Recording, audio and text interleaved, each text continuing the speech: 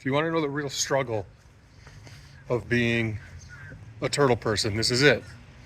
One-off, weird, ridiculous things at 6 in the morning that normal people don't have to deal with.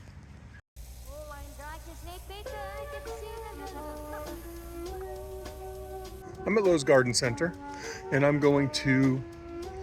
it's very early in the morning. I'm going to set up some enclosures today. So I need to grab a cart, and the garden center is not open. And yeah, I'm a little annoyed right now. They don't have the right carts.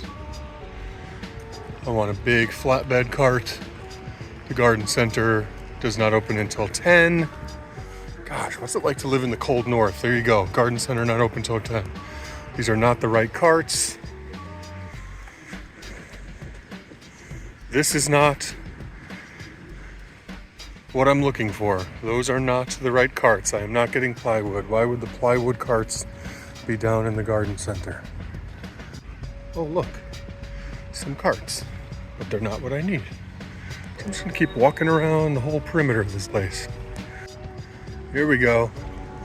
Here's all the flatbed carts. This is where they were hiding them, out here in the cart graveyard. This is what I need to put a bunch of substrate on.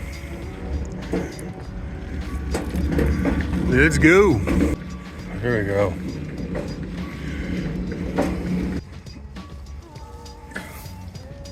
A little dead spirea.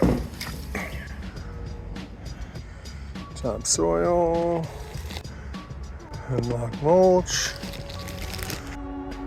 All loaded up and about to take a look at plants on the way out. The life of a turtle farmer. I'm being recorded. Kind of struck out with plants a little bit, but had a really nice time in the checkout line talking to a few people. Of course, I'm a ham, and I had to tell them that I am a turtle farmer, and then that was the end of that. So, word to the wise, if you are in a rush, don't mention the turtles. Just saying.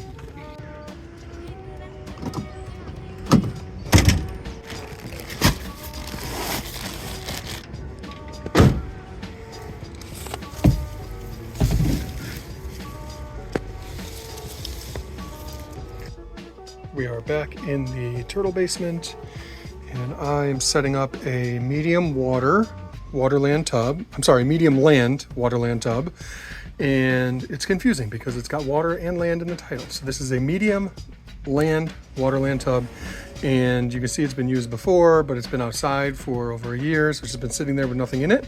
This is actually the first tub. I was telling Kat earlier, this is the first tub that I ever purchased, and it was almost 20 years ago, and I didn't even have animals that needed to be in it, but I just bought it and kept it outside for several years. So this stint outdoors probably rivaled that first time outdoors before I actually used it. But I'm going to set this up.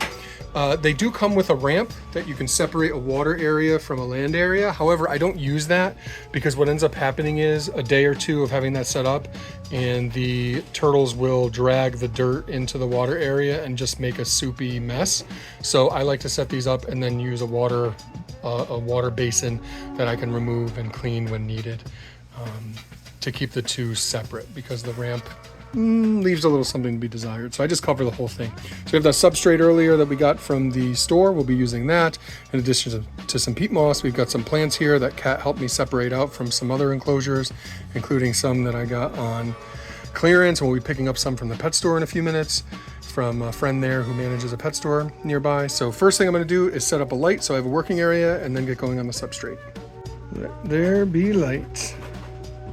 This is insane how clean and tidy this is. This is because Kat is here today. The sink is clean all the way down, every square inch. This is crazy. I could eat off of that.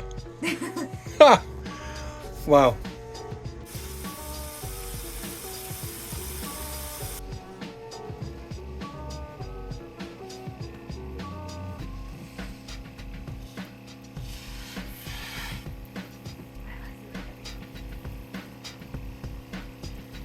look at the size of this fern. My gosh. That's next to a size 18 shoe, just for reference. Wow, that thing is massive. It's like 3 feet across. So now with the massive fern, that makes the more than 6 foot tub look puny. We are almost ready to put our new inhabitant in its enclosure. We're just going to, we don't need a hide because that fern and the plants act as a hide, a natural hide.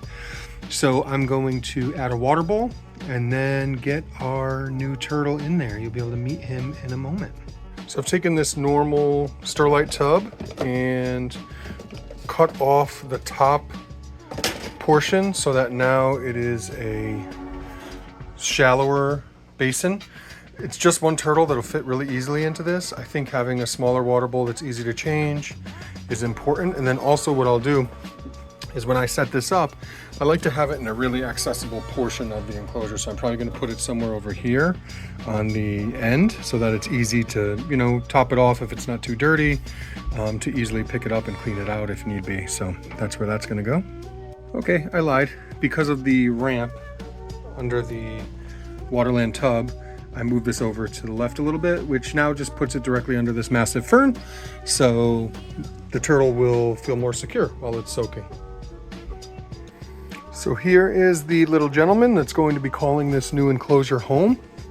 This is a flowerback box turtle, more specifically for a common name, the Indo-Chinese box turtle.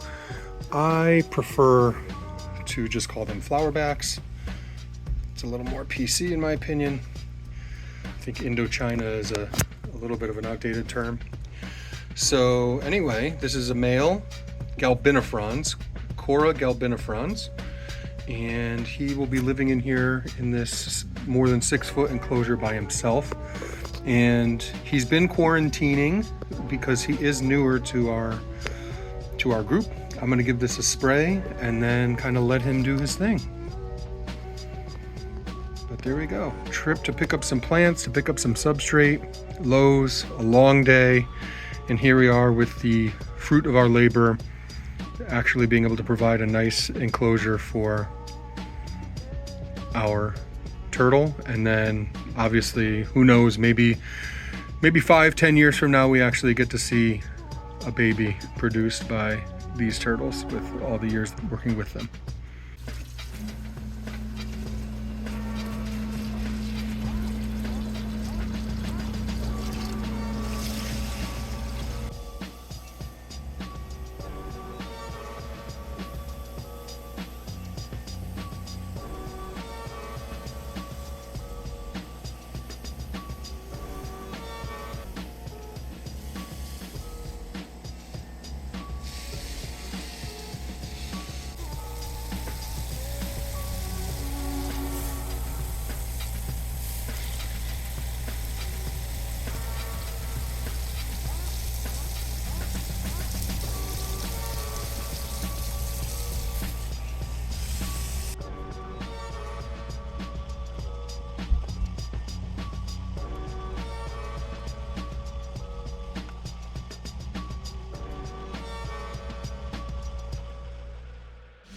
Subscribe, join the crew.